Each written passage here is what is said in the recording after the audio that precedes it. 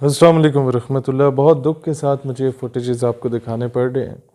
یہ ہندوستان میں مسجدوں میں 6 فٹ کے فاصلے پہ کچھ نمازی کھڑے ہو کے کرونا وائرس سے احتیاط کرتے ہوئے، وائرس کے پھیلنے کے احتیاط کرتے ہوئے نماز ادا کر رہے تھے، اور انہیں مسجدوں سے باہر نکال کے ڈنڈے مار مار کے پولیس وینس میں پھینکا گیا۔ یہ تب میں کہتا کہ صحیح ہوا ہے جب یہ لوگ ہولی منا رہے تھے اور اس کے تہوار کو بھی روکا جاتا ہے۔ ہندو بنیے کے پچھواڑے میں بھی اگر یہ ڈنڈے مار کے پولیس کی وین میں ڈالتے تو میں کہتا چلو انصاف کا دوہرا معیار نہیں، مسلمان، ہندو، سکھ، عیسائی کے ساتھ برابری کا سلوک ہو رہا ہے ہندوستان میں۔ لیکن the issue is کہ وہاں پر صرف موقع تلاش کیا جاتا ہے کہ کیسے مسلمانوں کو ذلیل و رسوا کیا جائے۔ آسام میں ہو رہا ہے، بہار میں ہو رہا ہے، اتر پردیش، آندھرا پردیش، سینٹرل پردیش، آپ کے حیدرآباد دکن میں سب کچھ ہو رہا ہے، دہلی، لکھنؤ، ہر جگہ پر اس طرح کی حرکتیں ہو رہی ہیں۔ دوسری طرف یہ دیکھیں کہ ہندو بنیے جب ہولی منا رہے ہیں، اپنی ماں بہنوں بیٹیوں کو نچوا رہے ہیں غیر مردوں کے سامنے ہندوستان میں، تو کرونا وائرس کے ہی دنوں میں یہ سارا کچھ ہو رہا ہے جب وائرس کا آغاز ہوا تھا۔ No one is there to stop them.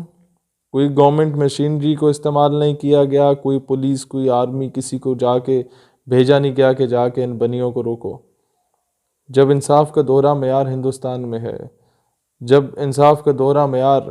Kashmir میں ہے، ہندو پنڈتوں کو جگہ دی جا رہی ہے، کشمیری لینڈز کو بیچا جا رہا ہے اور ان پہ قبضہ کیا جا رہا ہے، وہاں پر ہندو بنیے کو، وہاں پر ان برہمن لوگوں کو وہاں پر رکھا جا رہا ہے، اور جو ظلم کی انتہا کی گئی ہے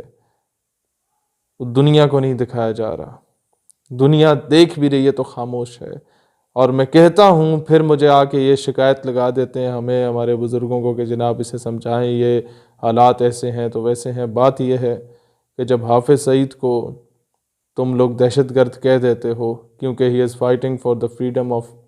Kashmir, he is fighting for the innocent and depressed and oppressed Muslims of occupied Kashmir, تم لوگ مولانا مسعود اظہر صاحب کو دہشت گرد کہلوا دیتے ہو اقوام عالم سے، عالمی منڈی میں اپنی ماؤں بہنوں بیٹیوں کو بیچوا کے، تم لوگ اپنی کترینہ کیف، اپنی بیٹی اور مودی کی ماں کو بیچ کے، تم لوگ جو ہو وہ سید صلاح الدین کو دہشت گرد کہلوا دیتے ہو۔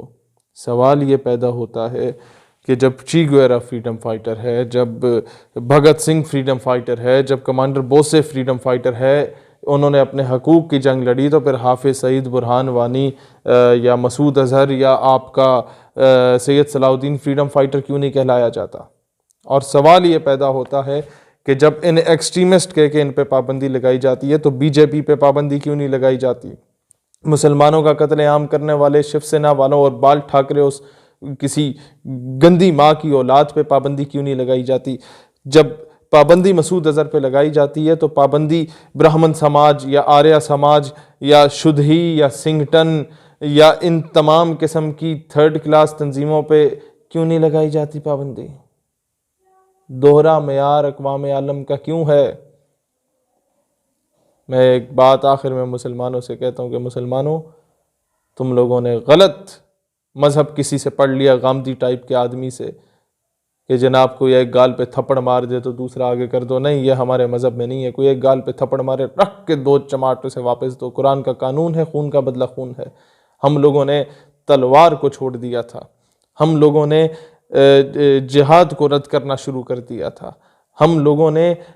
اڈاپٹڈ نعرہ لے کے آ گئے کہ جناب جہاد بالقلم کریں گے، جہاد بالسیف کو سائٹ پہ رکھ دو۔ اسی وجہ سے جب ہم لوگ برابری کی سطح پہ نہیں جیتے، جب ہم لوگ امن کے قیام کے لیے ہم لوگ دشمن کا کلا کما نہیں کرتے، اس کو نہیں روکتے، اس کی آنکھیں نہیں نوچی جاتی ہیں اس کی غلط حرکتوں کی وجہ سے، تو پھر وہ ایک گال پہ مارتا ہے، پھر دوسری پہ مارتا ہے، پھر بیٹی بھی اٹھا کے لے جاتا ہے عافیہ صدیقی کی صورت میں، تمہارے بچوں کو کرنل جوزف کی صورت میں سڑکوں پہ آ کے گاڑی کے نیچے گھسیٹ کے چلا جاتا ہے، تم کچھ نہیں کہہ سکتے۔ ریمن ڈیوس کی صورت میں تمہارے بچوں کو شہید کر کے چلا جاتا ہے، تم اسے نہیں روک سکتے، کیونکہ تم بے غیرت ہو چکے ہو۔ جب تک مسلمان پاکستان کا، ہندوستان کا، علی گڑھ کا، کشمیر کا، آسام کا، بہار کا، حیدرآباد دکن کا غیرت مند نہیں ہوگا، یقین کرو وہ باہر سے جو محمد بن قاسم آیا کرتا تھا اب نہیں آنا، وہ جو محمد صلاح الدین ایوبی نے آنا تھا وہ نہیں آنا، اب سیدنا خالد بن ولید نے نہیں آنا، اب جناب علی لوگ دیواروں پہ لکھنا شروع کر دیں کہ جناب عمر بن عبدالعزیز آئیں گے یا نہیں آئیں گے، نہیں آنا۔ اب کچھ کرنا ہے تو یا تم نے کچھ کرنا ہے یا ہم نے کچھ کرنا ہے۔ اینٹ کا جواب پتھر سے دینا سیکھو، اقوام عالم کو جگاؤ، نہیں جاگتے اپنے طریقے سے جگاؤ، اپنے مظلوم مسلمان بھائیوں کی آواز بنو، سلطنت عثمانیہ کو قائم کرنے میں اپنا کردار ادا کرو، ترکوں کو سپورٹ کرو، طیب اردگان کے دست و بازو بنو، حکام بالا کو مجبور کرو کہ جناب سلطنت عثمانیہ کو بحال کرنے میں اپنا بالکل صحیح طریقے سے کردار ادا کریں تاکہ مسلمان متحد ہوں۔ وہی سلطنت عثمانیہ بحال ہو کہ جب کہیں پر مسلمانوں پہ ظلم ہوتا تھا تو سلطنت کا امیر المومنین لکھا کرتا تھا کہ جناب 24 گھنٹوں کے اندر اندر مسلمانوں پر ظلم ختم نہ ہوا تو مسلمانوں کے گھوڑے تیار ہیں۔ جب تک یہ کردار نہیں ادا کیا جائے گا، آج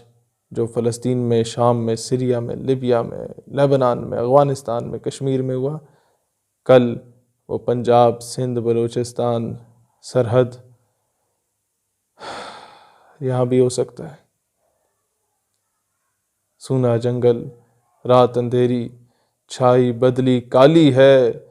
جاگ کے رہیو سوہنے والو، چوروں کی رکھوالی ہے۔ پاکستان پائندہ باد۔